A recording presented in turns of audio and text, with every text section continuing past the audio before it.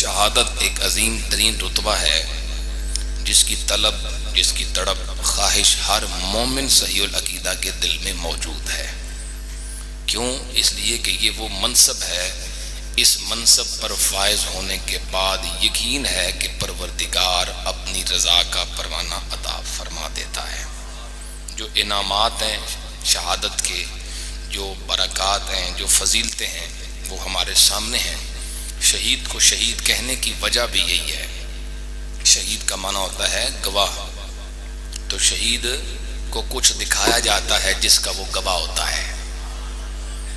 بعض نے کہا شہید کو وقت شہادت اللہ کے جلوے دکھائے جاتے ہیں، جن جلووں کو دیکھ کر وہ گواہ بنتا ہے۔ بعض نے کہا شہید کو وقت شہادت اس کا اجر اور ثواب دکھایا جاتا ہے جو اسے ملنا ہے، تو اس اجر و عنایت کا وہ گواہ ہوتا ہے۔ بعض نے کہا وقت شہادت اسے جنت میں اس کا مقام دکھایا جاتا ہے، پھر وہ دنیا میں جنت کا گواہ ہوتا ہے۔ کئی معنی اس کے ائمہ کرام نے بیان کیے۔ بعض نے کہا وقت شہادت فرشتے اس کے پاس آ کے اسے جنت کی خوشخبری سناتے ہیں۔ تو یہ تمام انعامات نبی رحمت شفیع معظم صلی اللہ علیہ وسلم، جن کا رتبہ سب انسانوں سے افضل، سب فرشتوں سے افضل، جنات کے سب نیک پرہیزگار لوگوں سے افضل، اتنا بڑا رتبہ ہونے کے باوجود بھی نبی رحمت صلی اللہ علیہ وسلم نے شہادت کی طلب کا اظہار کیا ہے، شہادت کی خواہش کو سرکار نے ظاہر فرمایا ہے۔ حدیث پاک مشہور ہے بخاری شریف میں، حضور نے فرمایا والذی نفسی بیدہ لوددت ان اقتل۔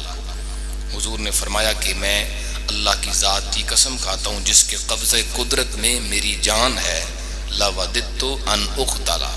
حضور نے فرمایا میری خواہش یہ ہے کہ میں اللہ کے راستے میں قتل کیا جاؤں، شہید کیا جاؤں۔ اچھا، پھر ثم احیا، پھر اللہ کی طرف سے مجھے دوبارہ زندہ کیا جائے، ثم اقتل، پھر میں دوبارہ اللہ کے نام پہ قربان کیا جاؤں، ثم احیا، پھر دوبارہ زندہ کیا جاؤں، ثم اقتل، پھر دوبارہ میں جام شہادت نوش کر لوں۔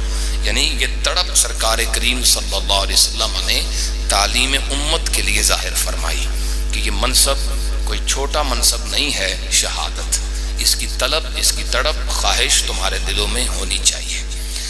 میں ایک خاص زاویے سے آپ کی خدمت میں بات کرنا چاہوں گا، اور وہ یہ ہے کہ جو اللہ پاک نے حیات شہدائے کرام کا اعلان قرآن حکیم میں فرمایا ہے، اس کی تشریح کیا ہے۔ یعنی یہ جو لفظ بولا جاتا ہے کہ شہید زندہ ہے، اس کی تفصیل آپ کی خدمت میں رکھنے کی کوشش کروں گا۔ اب یہ عقیدہ ہے اللہ پاک نے شہید کو زندگی عطا کی ہے، اور یہ زندگی دوسری زندگیوں سے خاص ہے۔ یعنی اگر یوں کہا جائے کہ شہید بھی ویسے ہی برزخی زندگی کے ساتھ زندہ ہے جیسے ایک عام مومن یا ایک کافر برزخی حیات کے ساتھ متصف ہے، تو فرق نہیں رہے گا۔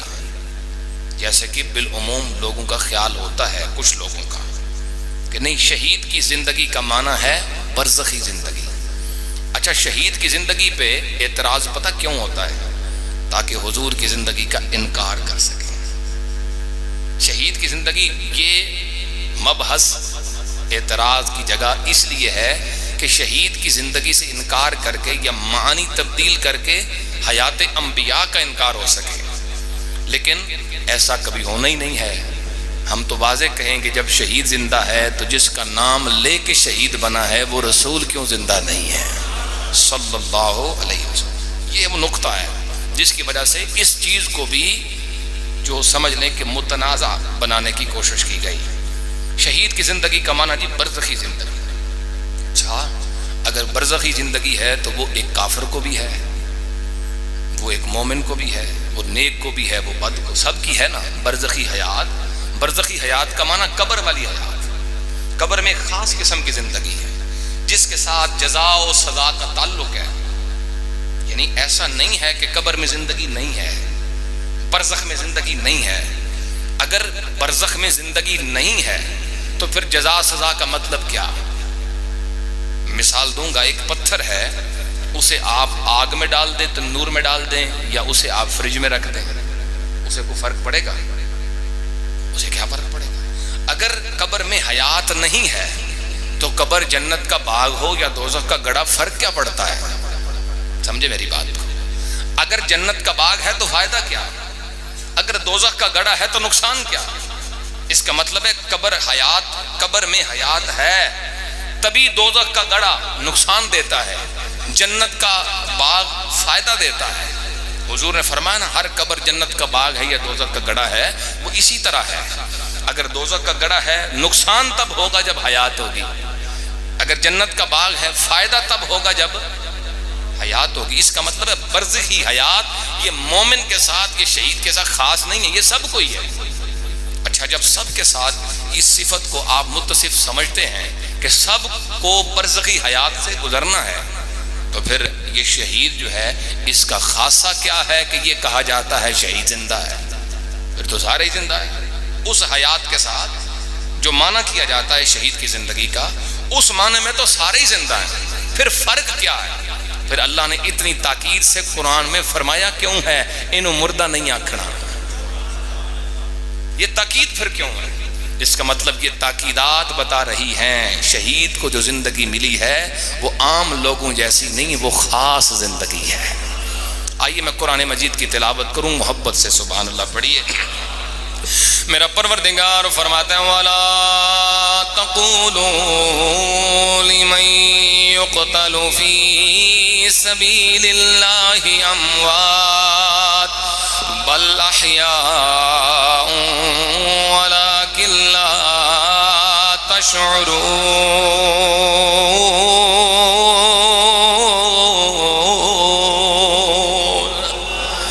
پروردگار فرماتا ہے شہید کو مردہ نہیں کہنا ہے، مردہ کہنا بھی نہیں ہے، مردہ ہونا یا مردہ سمجھنا تو دور کی بات ہے۔ اللہ فرماتا ہے زبان پہ لفظ بھی نہیں لانا ہے کہ شہید مردہ ہے۔ شہید جو ہوا اللہ فرمایا بل احیاء، وہ تو زندہ ہے مگر تمہیں ان کی زندگی کا شعور نہیں ہے، تم ان کی زندگی کو سمجھ نہیں سکتے ہو۔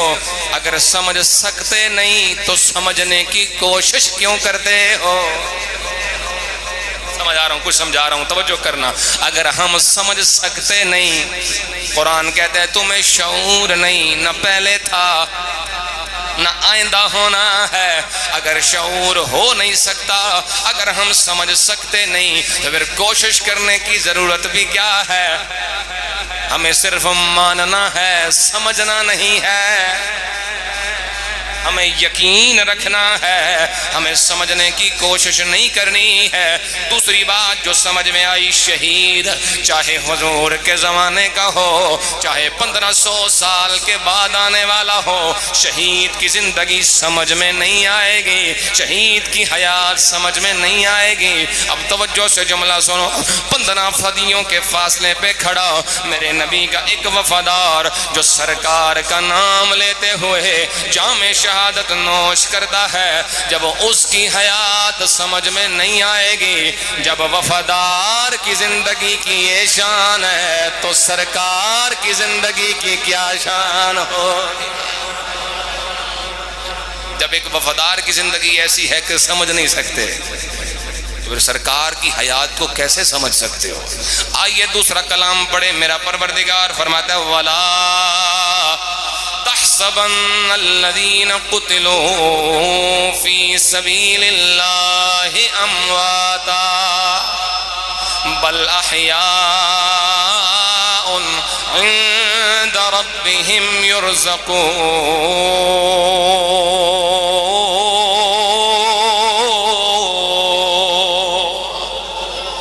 فرماتا ہے کہنا تو دور کی بات ہے، تم نے شہید کو مردہ گمان بھی نہیں کرنا ہے۔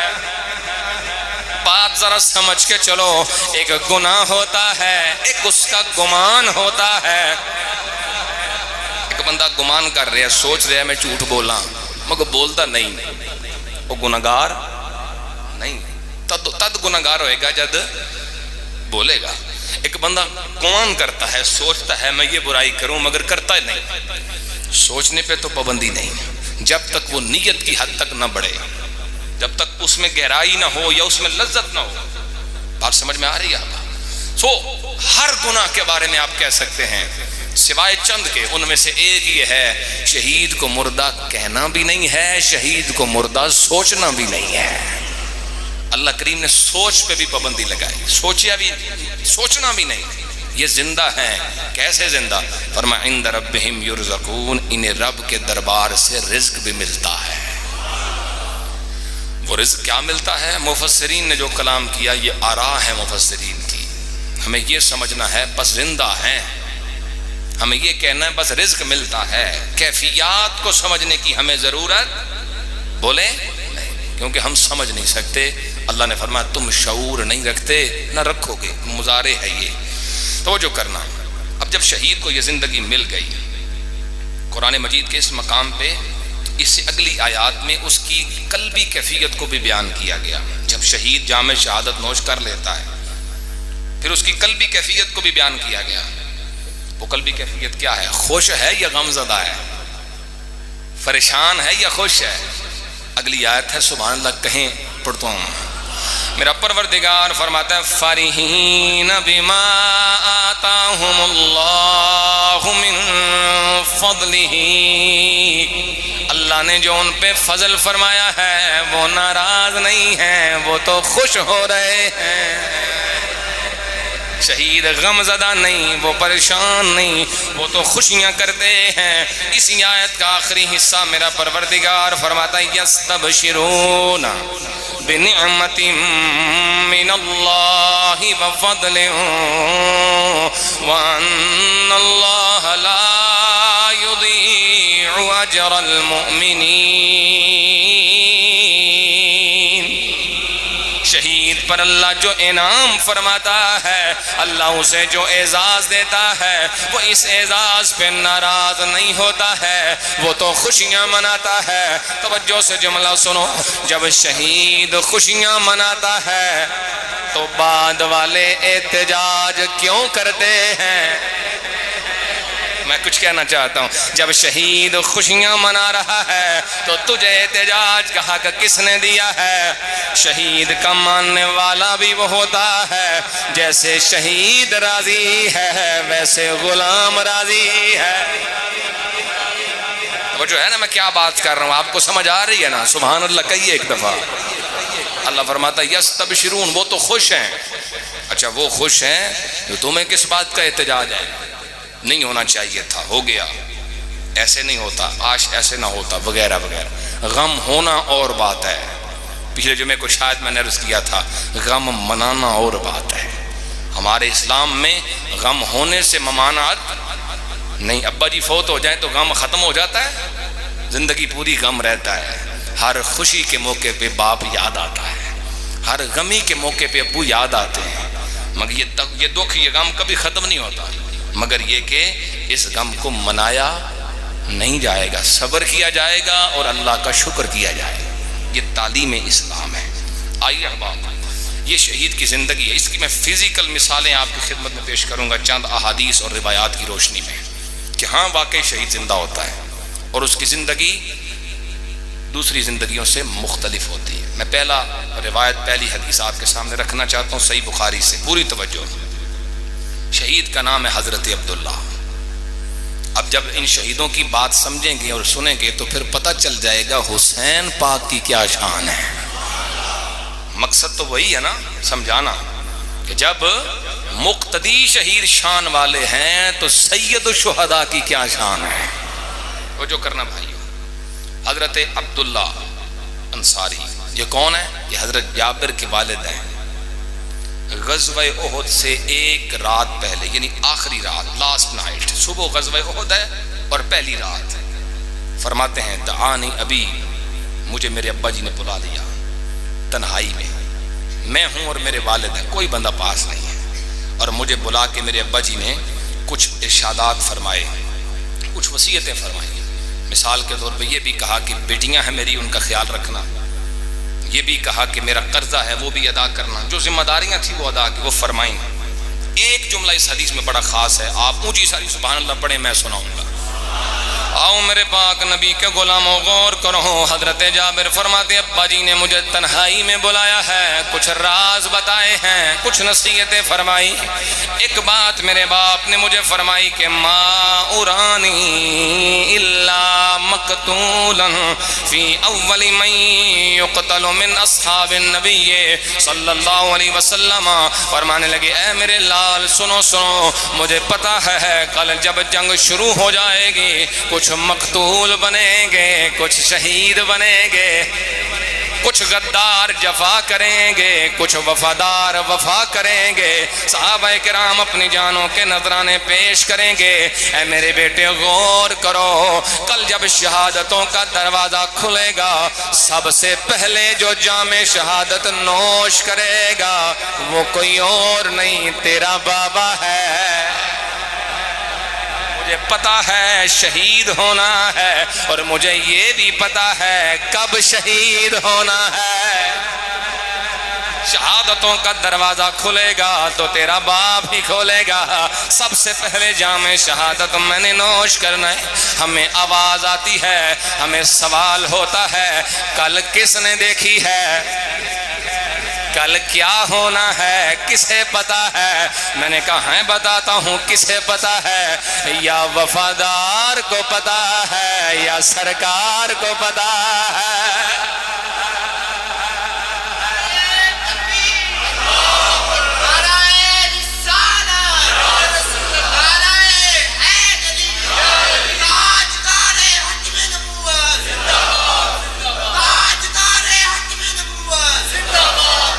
یہ شان ہے خدمت گاروں کی سرکار کا, کیا ہوگا یہ شان ہے خدمت گاروں کی سرکار کا, کیا ہوگا شان ہے خدمت گاروں کی سرکار. حضرت جابر فرماتے ہیں لوگوں سنو سنو, صبح جب فجر پڑ چکے تھے, جنگ کا اعلان ہو چکا تھا, وفادار وفا کر رہے تھے, غدار جفا کر رہے تھے, جنگ شروع ہو چکی تھی. اللہ کی عزت کی قسم ہے جس کے قبضہ قدرت میں میری جان ہے, میں انتظار میں تھا پہلا شہید کون ہوتا ہے. کہتے اللہ کی عزت کی قسم ہے سب سے پہلے جو جام شہادت نوش کرنے والا ہے وہ کوئی اور نہیں میرا باپ حضرت عبداللہ ہے. ابا جی سب سے پہلے شہید ہوئے, شہادت کا دروازہ کھولا. اب توجہ کرنا, حضرت جابر رضی اللہ عنہ فرماتے ہیں ابا جی کو جنگ کے بعد دفن کیا گیا ایک قبر میں. قبر ایک ہے, صحابی دو ہیں. حضرت جابر کہتے ہیں ایک اور صحابی بھی تھا, دونوں کو اکٹھا دفن کیا گیا. حضرت جابر فرماتے ہیں دفن تو کر دیا گیا پر مینوں ایک گل پسند نہیں سی اپنے باپ کے لیے کہ وہ کسی اور کے ساتھ قبر میں ہوں. میری ایک پرسنل چوائس ہوتی ہے ہر انسان کی اپنے آباء و اجداد کے لیے, تو میری یہ تھی کہ ابا جی کے لیے الگ قبر ہونی چاہیے. کہتے میں اس فکر میں رہتا تھا ہر وقت کہ پتہ نہیں یہ میں نے حق ادا کیا نہیں کیا. قبر کھودنا بڑا مشکل کام تھا اس زمانے میں اور احد کی زمین سخت ترین. تو کہتے ہیں اسی فکر میں تھا الگ ہوتی الگ ہوتی الگ ہوتی. 1 مہینہ 2 4 6 مہینے گزر گئے. ہم ذرا غور کریم میں دسن لگا شہید کیویں دا زندہ ہوتا ہے. 6 مہینے گزر چکے تھے. ایک دن میں نے مجبور ہو کے اپنی خواہش سے خدال پکڑی ہے, میدان احد کی طرف نکلا ہوں. میں نے ارادہ کر لیا ابا جی کو نکالوں گا, الگ قبر میں دفن کروں گا. کہتے ہیں جب میں نے قبر کھولی ہے میں نے ابا جی کے چہرے سے مٹی ہٹائی ہے. کہتے ہیں اللہ کی قسم ہے جسم مبارک ایسے تر و تازہ تھا جیسے قبر میں ابھی رکھا ہوا ہے.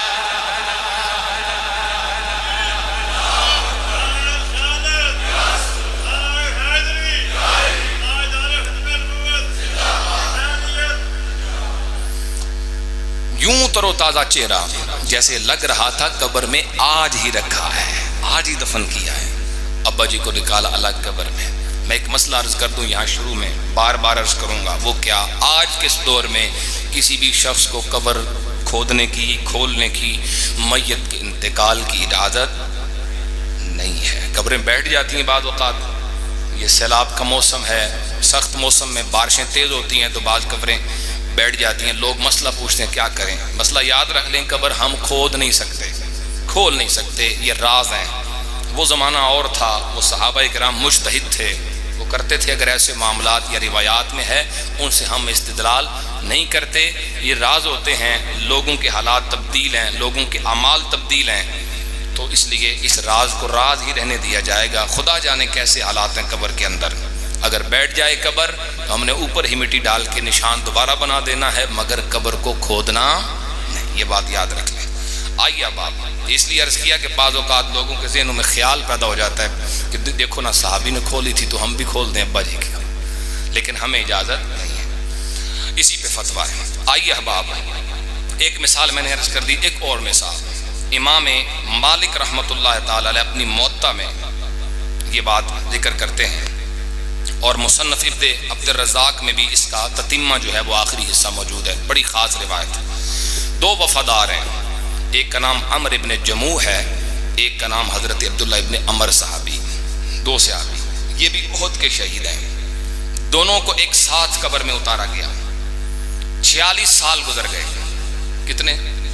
46 سال کے بعد پانی کی وجہ سے کچھ قبروں کو نقصان ہوا، کچھ قبریں بیٹھ گئیں، کچھ کھول گئیں۔ لوگوں نے خیال کیا کہ ان دونوں قبروں کو کھولا جائے اور کھول کے یا انہی کو دوبارہ سے تعمیر کیا جائے یا الگ جگہ دفن کیا جائے۔ حضرت عمر ابن جموح اور حضرت عبداللہ ابن عمر صحابی دونوں ایک ہی قبر میں تھے، قبر کھولی گئی۔ اللہ اکبر، روایت میں لفظ ہے فوجدا لم یتغیرا، کہتے ہیں دونوں نکلے، جب جسم مبارک دونوں کے باہر نکالے تو ایک ذرے کے برابر بھی ان میں تبدیلی نہیں تھی، زخم بھی ویسے تھے تازہ، خون بھی ویسے ہی تازہ تھا، چہرے کا نور بھی ویسے ہی تازہ تھا، ذرہ برابر بھی ان میں تبدیلی نہیں تھی، جیسے رکھے تھے ویسے۔ لوگ تو کہتے ہیں نا مر کے مٹی، میں کہا مٹی مر کے مٹی کوئی اور ہوتا ہوگا، یہ نبی پاک کے وفادار ہیں۔ توجہ کرنا بھائیوں، نکالے گئے تو بالکل سلام۔ امام مالک فرماتے ہیں پھر کیا ہوا؟ دونوں میں سے ایک صحابی کو جسم پر کہیں زخم لگا تھا اور اس نے وقت شہادت اپنے زخم پہ ہاتھ رکھا تھا، جہاں بھی وہ زخم تھا کہیں دوسری جگہ اس نے وہاں ہاتھ رکھا ہوا تھا، اسی طرح صحابہ نے ان کو دفن کر دیا تھا۔ جب ہم نے دوبارہ کھولا تو ہاتھ ابھی بھی وہیں تھا، ہمارے دل میں خیال آیا ہاتھ ہٹا دیں، ہاتھ سیدھے کر دیں، ہاتھ ان کے کھول دیں، کہتے کسی نے پکڑ کے ہاتھ ہٹایا، ثم ارسلت، پھر ہاتھ کو چھوڑا، فرجعت، جب ہاتھ چھوڑا تو خود بخود ہاتھ وہیں پہنچا جہاں سے ہٹایا تھا۔ سمجھ رہے ہو بات؟ زخم تھا کہیں پہ، ہاتھ ہٹایا، شہید نے پھر ہاتھ رکھ لیا۔ لکھنے والے امام مالک ہیں جو مدینہ الرسول کے محدث ہیں، کتاب کا نام موطا ہے، توجہ کرنا۔ گویا صحابی رسول اپنے زخم پہ دوبارہ ہاتھ رکھ کے بتا رہا ہے وہ کوئی اور ہے جو مر کے مٹی ہو جاتا ہے، ہم زندہ نبی کے غلام ہیں، ہم وفادار بھی زندہ ہیں، ہمارے سرکار بھی زندہ ہیں۔ مل کے بولو سبحان اللہ۔ وہ جو ہے نا میرے بھائیوں کی ایک روایت مصنف عبد الرزاق میں اسی کا آخری حصہ، اسی دوران جب کھودال ماری گئی قبر کھودتے ہوئے تو ان دونوں صحابیوں میں سے کسی ایک صحابی کے پاؤں پہ کھودال لگ گئی غلطی سے، تو جہاں وہ کھودال لگی وہاں ایسے خون جاری ہوا جیسے زندہ بندے کے جسم سے خون نکلتا ہے۔ یہ زندگی ہے شہداء کرام۔ اب مجھے کہنے دو، ذرا دل تھام کے جملہ سننا، میں کہتا ہوں جب شہید زندہ ہے، 15 صدیوں کے فاصلے پہ کھڑا ہوا شہید بھی زندہ ہے، تو پھر کیا شان ہوگی مولا حسین کی، جو خود بھی شہید ہیں، بیٹے بھی شہید ہیں، جن کے بابا بھی شہید ہیں، جن کے نانا بھی شہید ہیں۔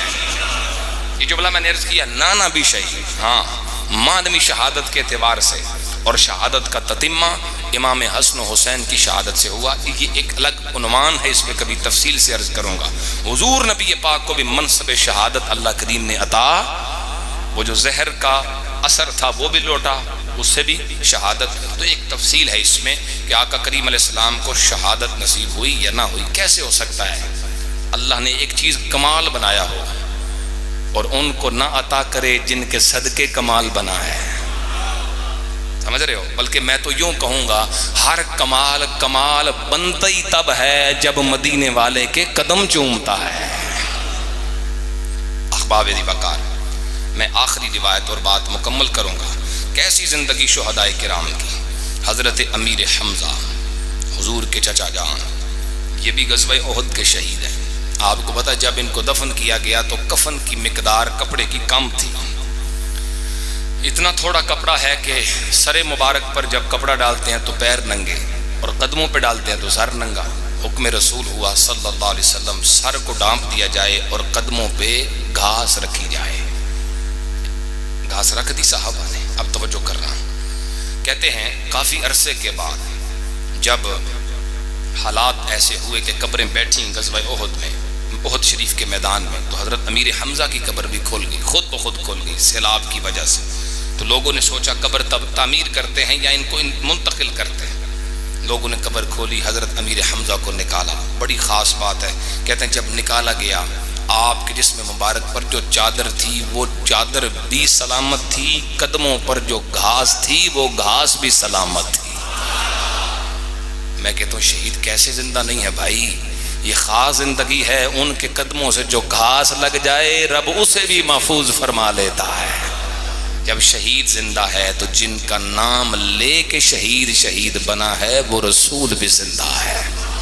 توجہ ہے میرے بھائیوں کی. آئیے احباب بالکل آخری روایت اور پھر ایک شعر پڑھ کے مکمل کر رہا ہوں. حضرت سیدنا طلحہ بن عبید اللہ جانے کے بعد کافی عرصہ گزر گیا. جگہ نیچی تھی، پست زمین تھی جہاں قبر ہے. سیلاب آ گیا. اپنے گھر والوں کو خواب میں ملے اور کہا مجھے منتقل کرو. یہ کہاں دفن کر دیا تم نے مجھے؟ ابا جی خواب میں آ کے بھی کہہ دیں مجھے کہیں اور دفن کرو تو آج کے دور میں اجازت نہیں ہے. یہ مسئلہ بھی یاد رکھ لیں کہ ابا جی خواب میں مل رہے ہیں اور کہہ رہے ہیں جی بدلو، نہیں اجازت. حضرت طلحہ رضی اللہ تعالیٰ عنہ کو جب ایسا گھر والوں کو خواب دیکھا گیا تو انہوں نے حضرت عبداللہ ابن عباس سے فتویٰ لیا. ارشاد فرمائیے کیا کریں؟ انہوں نے اجازت دی. اگر کوئی مفتی اسلام، صحیح مفتی اسلام اجازت دے، حالات ایسے ہو جائیں تو پھر کچھ صورتوں میں اجازت ہوتی ہے. جیسے مثال کے طور پہ یہ قتل وغیرہ کے کیسز ہو جاتے ہیں، ان میں پھر اجازت کے ساتھ اور پوری تحقیق کے ساتھ. حضرت طلحہ بن عبید اللہ کی قبر کھودی گئی. بڑی خاص ہے. جو کھودنے والا ہے وہ کہتا ہے، اس کا بیان ہے فَكَأَنِّي أَنظُرُ إِلَى الْكَافُورِ فِي عَيْنَيْهِ. حضرت طلحہ بن عبید اللہ کا جب جسم مبارک ظاہر ہوا، کہتے ہیں جو آنکھوں پہ کافور رکھا گیا تھا وہ کافور بھی اسی طرح موجود تھا. کیسے زندہ نہیں ہے شہید؟ وہ حضرت سلطان و عارفین نے کہا تھا یہ فقیروں کے ڈیرے ہیں، ان کی قبریں بھی زندہ رہتی ہیں. سبحان اللہ کریں تو آخری شعر پڑھو. حضرت سلطان فرماتے ہیں اندر ہو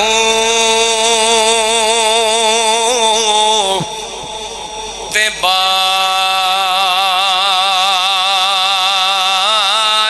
بھی ہو اتے باہو کے تھاں وے او سے ریاضت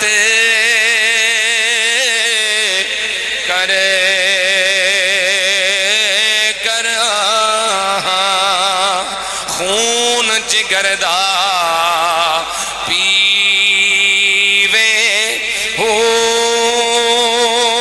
لکھ ہزار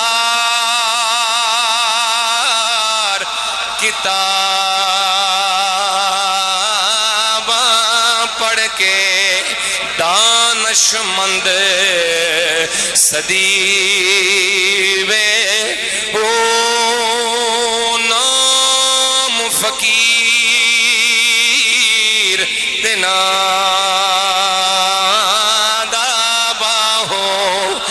قبر جنا دی جیوے ہو